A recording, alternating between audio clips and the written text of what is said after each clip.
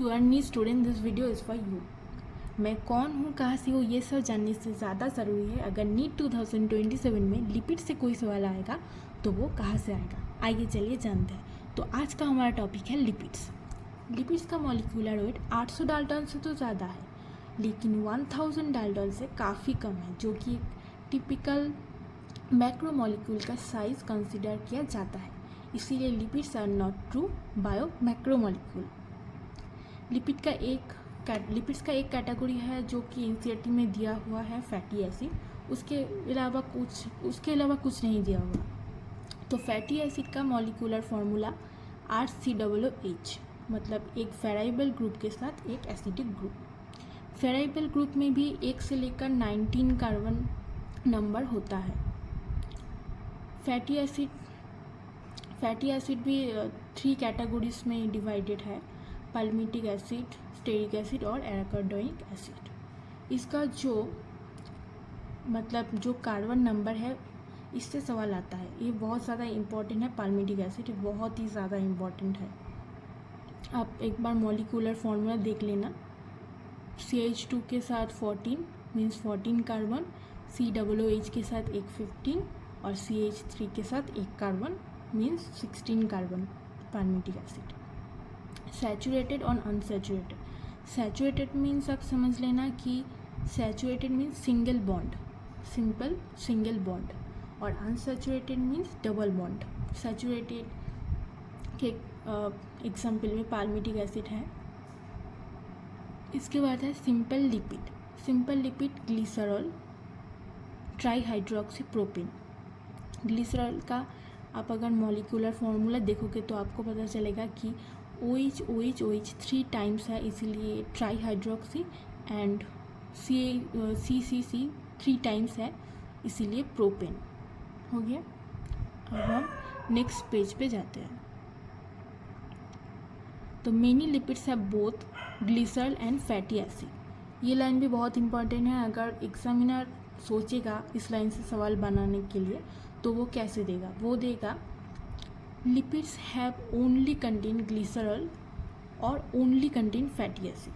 तो आपको ध्यान से देखना है कि not only, lipids have both. Okay. Fatty acid are found esterified with glycerol.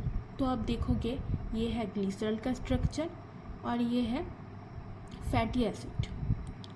एक फैटी एसिड अगर एक ग्लिसरॉल के साथ जुड़ेगा तो एक वाटर मॉलिक्यूल रिमूव होगा और बनेगा क्या? मोनोग्लिसरॉल्डिहाइड्स। अगर एक ग्लिसरॉल 2 फैटी एसिड के साथ जुड़ेगा तो 2 वाटर मॉलिक्यूल रिमूव होगा, तो बनेगा कौन? डाइग्लिसरॉल्डिहाइड्स। अगर एक ग्लिसरॉल के साथ 3 फैटी एसिड जुड़ेगा तो 3H2O रिमूव होगा और ट्राइग्लिसराइडिहाइड बनेगा।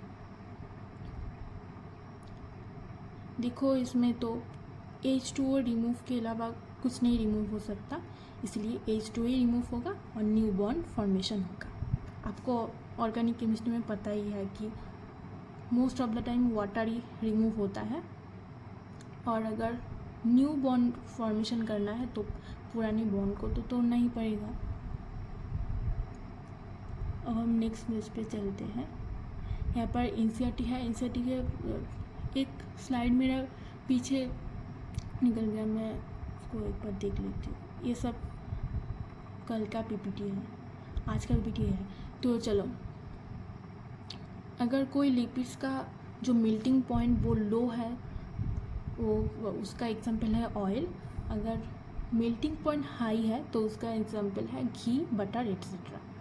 ये बहुत ज़्यादा इम्पोर्टेंट है। फॉस्फोलिपिड, एड्स पे तो बहुत ज़्यादा क्वेश्चन आते हैं। Found in cell membrane. Phospholipid आपको पता ही है कि सेल मेम्ब्रेन में ही मिलता है। Most common phospholipid is lecithin. ये भी बहुत ज़्यादा इम्पोर्टेंट है। इसमें से भी बहुत क्वेश्चन आते हैं।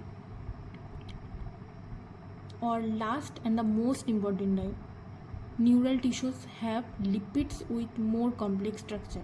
आपको लगेगा ये क्या लाइन है और आप इग्नोर कर दोगे, लेकिन एग्जामिनर अगर इस लाइन को देखेगा तो वो कैसे सोचेगा, वो ये दे देगा neural tissues have lipids with simple structure. और most of the students exam hall में ही ख़त्म हो जाएगा, क्योंकि ये लाइन को बहुत सारे बच्चे इग्नोर करते हैं।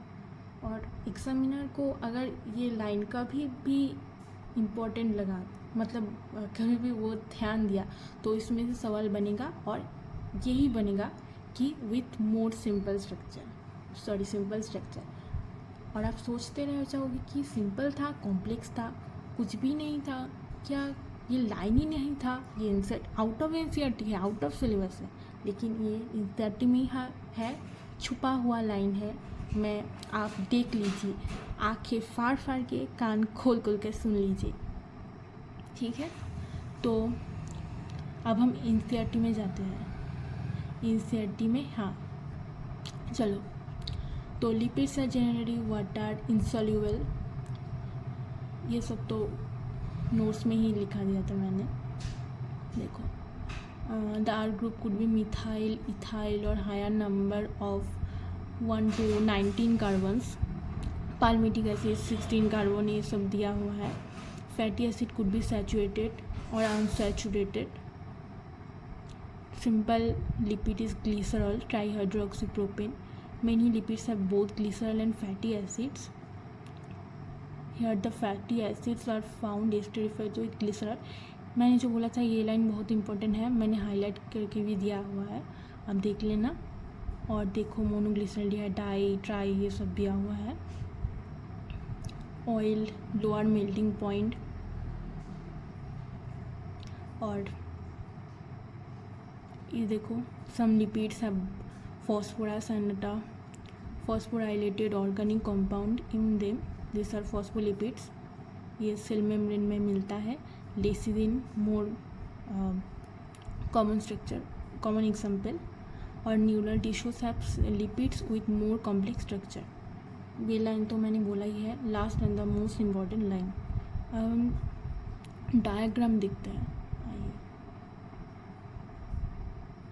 ये देखो डायग्राम, पाल्मिटिक एसिड का diagram.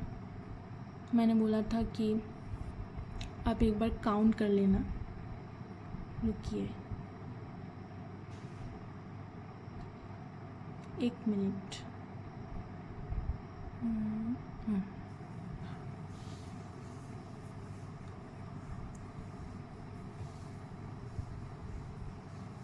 Sorry guys, 1 minute.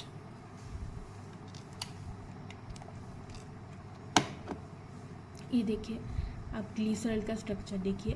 Glycerol में मैंने दिखाया था आपको कि 3 हाइड्रोक्सी ग्रुप और 3 कार्बन, इसलिए ट्राईहाइड्रोक्सीप्रोपेन। और एक बार आप कोलेस्ट्रॉल का स्ट्रक्चर आप देख लीजिए। कभी कभी क्या होता है, टेस्ट सीरीज में दे देता है कोलेस्ट्रॉल का स्ट्रक्चर। और जो फॉस्फोलिपिड लेसिथिन का स्ट्रक्चर भी आप देख लीजिए। लेसिथिन N है, तो N से आप इससे याद रख सकते हैं कि N है, इसमें भी N है, और CH3 है, आप देख लीजिए। और पाल्मिटिक एसिड तो आपको याद ही है। और ट्राइग्लिसराइड उतना इम्पोर्टेंट नहीं है, आप छोड़ सकते हो। तो हो गया आज के लिए इतना ही। अगर if you like this video, please leave a comment to motivate us. And कल का